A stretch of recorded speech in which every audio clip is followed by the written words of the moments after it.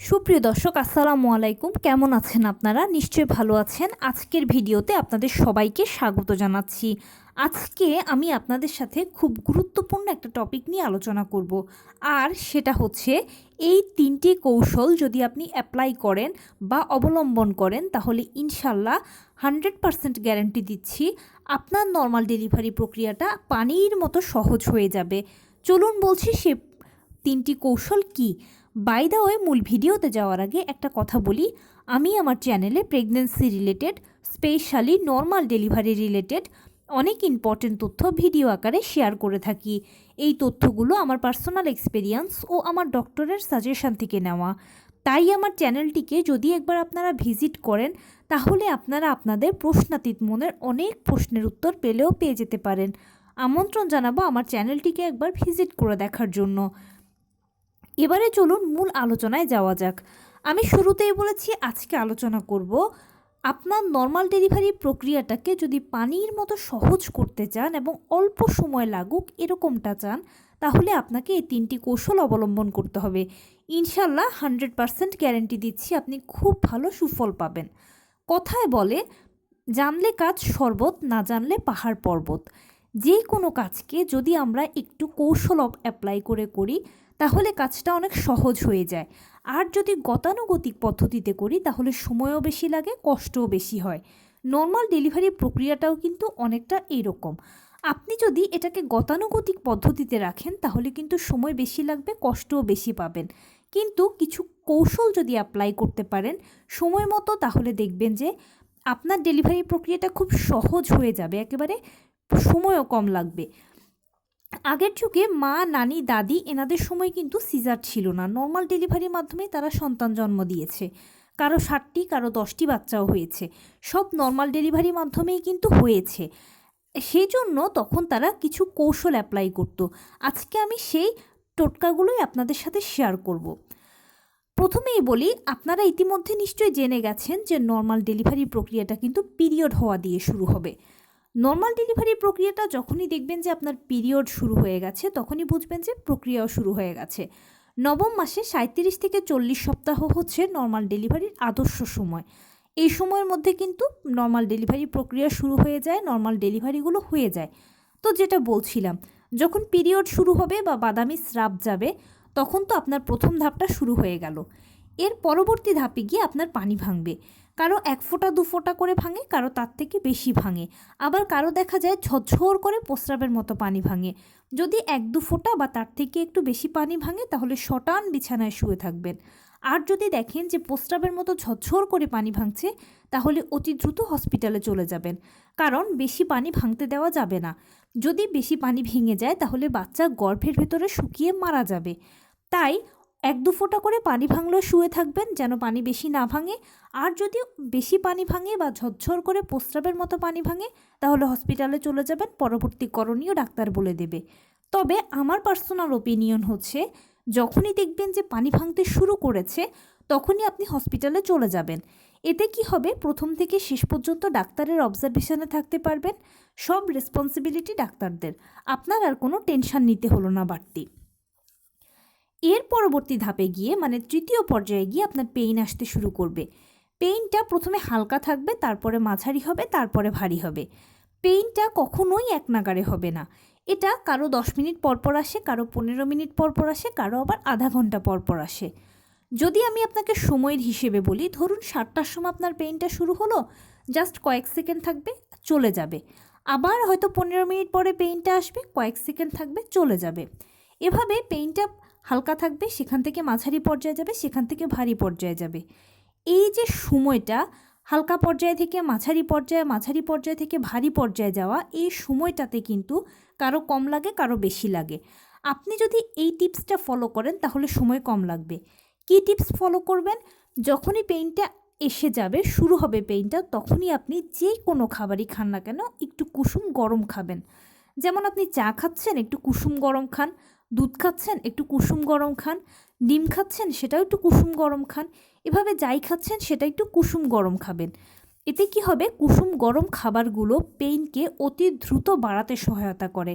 আপনারা সবাই জানেন যে আমাদের ডেলিভারি হওয়ার জন্য কিন্তু জরায়ু মুখে 4 সেন্টিমিটার খুলতে হবে। আর যখন প্রচণ্ড পেইন হয় তখনই পেইনের প্রেশারে জরায়ু মুখটা 4 সেন্টিমিটার খোলে। তাই পেইন যত দ্রুত বাড়বে ততই আপনার ডেলিভারি প্রক্রিয়া সহজ হতে থাকবে। আর গরম খাবারগুলো পেইনকে দ্রুত বাড়াতে সহায়তা করে।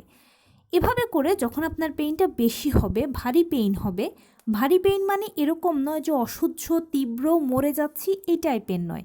ভারী পেইন মানে হচ্ছে এটা বারে কমে আসবে। যেমন প্রথমে যদি আপনার 15 মিনিট পর পরে পেইন আসতো, এখন কয়েক সেকেন্ড পর পর পেইন আসবে। এভাবে ভারী পেইনের সময় জরায়ুর কন্ট্রাকশান শুরু হবে, মানে জরায়ু সংকোচন হবে, প্রসারণ হবে। ওই সময় বাচ্চা ভেতর থেকে চাপ দেবে। আর যখনই ডাক্তার দেখতে পাবে যে বাচ্চা ভেতর থেকে চাপ দিচ্ছে, আস্তে আস্তে নিচের দিকে নামছে, তখনই আপনাকে ডাক্তার বলবে মা চাপ দিন, জোরে জোরে চাপ দিন। আপনি জোরে জোরে চাপ দিলে আপনার বাচ্চা দ্রুত বেরিয়ে যাবে। এই সময়টা হচ্ছে সবথেকে ইম্পর্ট্যান্ট সময় একটা মায়ের জন্য। কেননা এই সময় আপনাকে দুটো টিপস ফলো করতে হবে। সেটার মধ্যে প্রথমেই হচ্ছে চাপ দেওয়ার ক্ষেত্রে যখন ডাক্তার বলবে তখনই চাপ দেবেন, আগেও নয় পরেও নয়।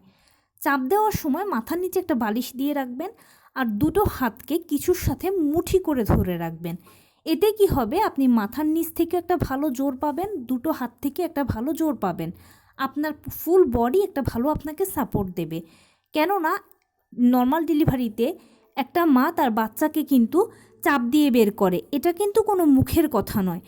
আপনি এত চাপ দেবেন ওই সময়টাতে, তারপরেও ডাক্তার বলবে যে মা আরও চাপ দিন, আরও চাপ দিন। আপনি কি করছেন? আপনি যদি এই পদ্ধতিটা অ্যাপ্লাই করেন, মাথার নিচে একটা বালিশ এবং দুটো হাতকে কিছুর সাথে মুঠি করে রাখতে পারেন, তাহলে যেটা হবে ফুল বডি থেকে খুব ভালো একটা সাপোর্ট পাবেন আপনি। জোরে জোরে এভাবে দুটো তিনটে চাপ দিতে পারলেই দেখবেন যে বাচ্চা বেরিয়ে গেছে। এখানে একটা সবচেয়ে বড় সতর্কতা হচ্ছে কি, বিশেষ করে নতুন মায়েদের জন্য হয় কি, বাচ্চা যখন একদম কাছাকাছি চলে আসে, বেরিয়ে যায় মায়ের মলদ্বার দিয়ে, ওই সময় মায়ের মনে হয় বুঝি আমার মলত্যাগ হয়ে যাচ্ছে। এইটা ভেবে কিছু কিছু মা করেন কি, চেপে রাখেন নিজেকে, কিন্তু এই কাজটা করা যাবে না। আপনার মনে হচ্ছে হয়তো মলত্যাগ হচ্ছে, কিন্তু না, ওটা মলত্যাগ নয়, ওটা বাচ্চা বেরোচ্ছে। আপনি যদি চেপে রাখেন তাহলে যে সমস্যাটা হবে, বাচ্চা আটকে থাকবে ভিতরে। আর বাচ্চা যেহেতু একদম ছোট, সে তো আর সেভাবে নিঃশ্বাস নিতে পারবে না, বা সেখানে সেরকম জায়গাও নেই নিঃশ্বাস নেওয়ার ভেতরে।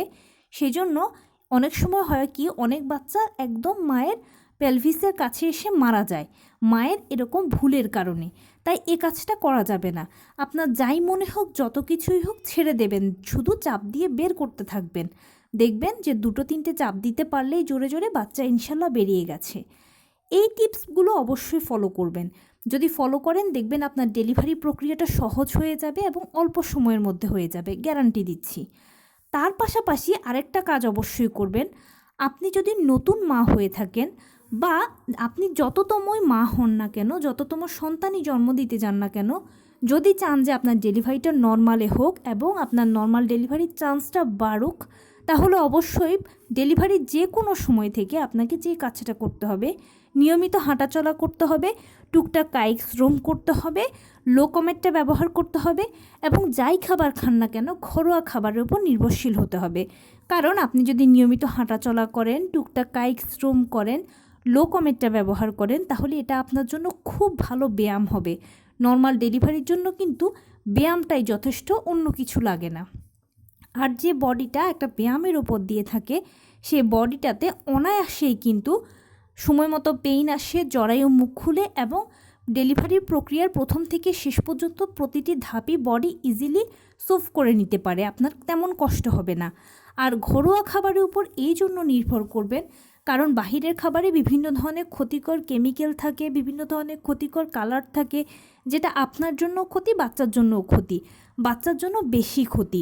আর যেহেতু বলেছি শুরুতেই যে মা তার বাচ্চাকে চাপ দিয়ে বের করতে হবে এখানে, তাই এটা কিন্তু কোনো মুখের কথা নয়। আপনাকে পর্যাপ্ত পরিমাণে পুষ্টি, শক্তি দুটোই থাকতে হবে আপনার বডিতে। ঘরোয়া খাবারগুলো আপনাকে শক্তি দেবে, পুষ্টি দেবে, আপনি সুস্থ থাকবেন, বাচ্চা সুস্থ থাকবে। আর এই প্রিপারেশানটা আপনার নর্মাল ডেলিভারির চান্সকে বহু বহু বহু গুণে বাড়িয়ে দেবে। তো এই ছিল আজকের ভিডিও। কেমন লাগলো বলুন?